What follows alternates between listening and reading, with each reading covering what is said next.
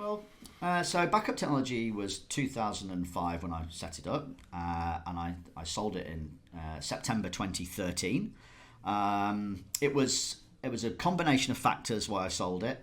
Partly I was exhausted because I'd been running backup service businesses for a decade and a bit. Partly because I probably lacked the confidence and the ambition to grow the business from being 20-something people to being 100-plus people. I probably didn't have the personal confidence to do that. There were other technical reasons behind it, but overall, I felt personally it had run its course, and being totally candid, Mark, it did secure my family's financial future. So that was attractive, given all the other factors in place. So yeah, I made the decision to sell. And actually, I took a restriction on being involved in the industry. So I took a 3-year restriction on being involved in. And what did you do in those 3 years? It was nonsense. Brilliant. Absolute nonsense. It was. I mean, it sounds very churlish to you wake up in the morning and you've got no commitments.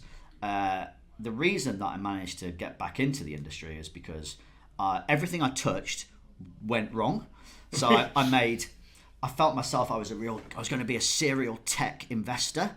Made 8 investments. Each of them has failed.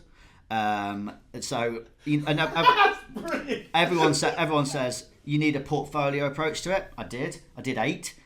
Not a single one is still working. None of those exist anymore. So, that's great. I'm sorry. So if anyone's out there listening to me and wants some investment, please don't ring me because literally I'm going to be the kiss of death to your business. Simon Chappell Investment Advice. That's brilliant, Simon. I love that. And I did them across various different sectors. Nothing specifically in data protection, but I did. It was just. They were catastrophic. So, if looking back now, why would you do it again, or would it? Because I just gave money to people I liked, and at this point, Mark, I'm running out of people to go for lunch with. So if they were prepared to have lunch with me and tell me about how great they thought I was, I gave them some money.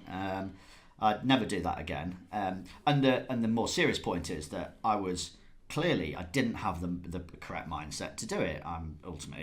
I am what I am. I'm a backup and recovery specialist, and this is what I am and what I do. I set up a professional cycling team, which was the single most largest failure I've ever had in my personal life, in my business career. It lasted 3 years. I suppose it looked like it was fun on the surface, but it really was a very bad investment decision from my personal point of view. And so I went off and did all these things, and what it really taught me was I'm only good at one thing. And if you're good at one thing, you might want to stick to it, is the advice, I think. So we go full circle and then we come back into Assure Data Protection. So you came back into the market after those 3 years. I did. And what I found interesting was you mentioned over lunch, and I've heard you speak about it to customers and internally, is this infinite game. You're not planning to sell, you're not planning to get investment, or currently at the moment, you're going to do it forever. Yeah, I am. Explain to listeners what you mean by that. Why would you do that? Sure. Well, having had the great privilege of having gone off and done something other than this and failed at it, at least I'm confident in what I know and what I'm good at.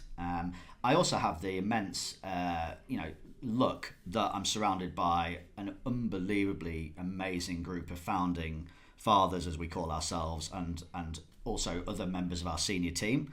If you look at our 5 founders, myself, Rob and Stu in the UK, Stu and Rob have worked for me all their adult life, poor fellas, but this time they're now founders and shareholders in the business. They're both in their late 30s. Stacey, my US business partner, is similar age to me, in our 50s, but his team have been working for him pretty much since they left university.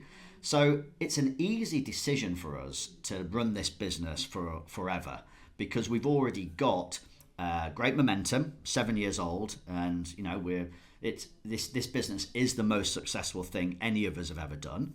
And we're also in a position where I guess you would traditionally call it succession planning, but I don't even see it as succession planning. It's just that we love working with each other. We've got a great group we're just good at what we do. And it means that you can take an extremely long-term view on it.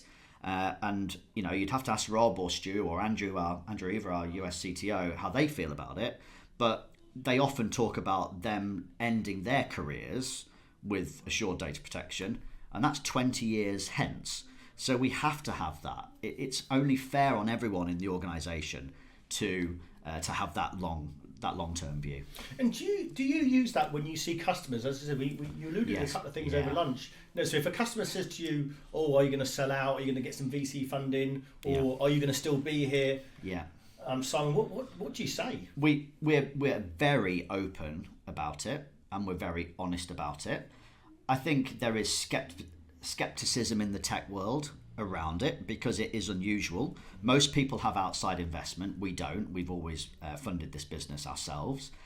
Most people do have either a financial walkaway number, or they have a finite amount of time that they think the business could roll with. I think in our world, what we do, we hopefully keep our customers in perpetuity when we get them. As long as we don't mess up, I really hope that we can keep our customers happy and keep them forever. So why give that up? Why give that up? And from in terms of not just customers, but I think in terms of hiring, I know we've done some work together, Mark. But I think if you look at the certainly some of our more senior guys, they have probably moved from company to company, maybe large vendor world or large reseller world, and they tell me that they like the home that they've now found. And I'm talking about senior, experienced guys in their 40s and into their 50s who know the channel extremely well, and they tell me they're going to spend the final chapter of their career at Assured. So that makes me extremely proud, actually. Yeah. And are you ever worried, Simon, about burning out? Or, you said you had enough in your previous career and you think, oh, do you know what, I'm going to do something different. How do you make sure that doesn't happen again? Have you still got the momentum to sort of carry on? Because when people talk about an infinite game, I often think, sounds great. It does sound great. But there does come a point where you think, grind, can I do it anymore? Well, it's a fair question. We've already established that I can't do anything else. So it's easy to effectively look at a long-term view for Assured, because I don't need to go and scratch any itches personally in a business way. I'm not ever going to be a seed investor again. That's not a very good use of time or money. And I don't have any other personal business ambitions other than Assured. Plus, it's taken so long, like 20 plus years, to get to the strength of business that we've now achieved with this business. I literally love all the people who work in the organisation. We're not a huge company. We're only 80 people, but we're very specialist at what we do, and we're damn good at what we do. So I wouldn't want to do anything else. And I'm 7 years in. I keep telling everyone that they've got me at least for another 10 years as CEO. They've got no choices there. I'm not going anywhere. So I find it an easy thing to talk about. And I'm lucky because I have the best job in the world, because I get to speak to customers, but we have service delivery teams who look after them on a day-to-day basis. I get to occasionally get involved in pitches to customers and understand what their requirements are and learn from them. But the sales organisations are in full flow of that. So I've got the best job in the world. Why would I do anything else?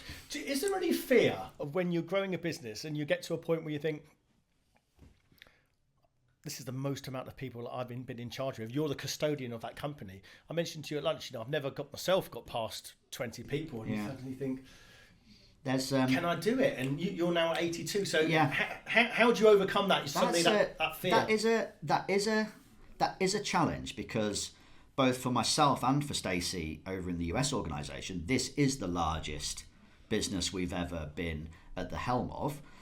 But that's almost the thing that's kind of exciting getting up on a morning to, can we turn it into a 100-person business? Well, I think we might do that in the next quarter, and certainly by the end of Q2. And then what happens next? Can we turn it into a 150-person business? Because then you're into a different type of scale. Can you turn it into a 200, 300-person business? I think we can, and I really want to try and find out how we're going to do that. And if we can, in that really dictates that the great people we already have want to stay around. So hiring, as we've talked about many times, Mark, is the biggest challenge we have in our business. Finding talent is the biggest challenge we have in our business. Keeping people is also an enormous challenge. So anything we can do to give people the confidence that they should spend a big chunk of the next chapter of their career with us is what we have to do to build this business to the scale we want it to be.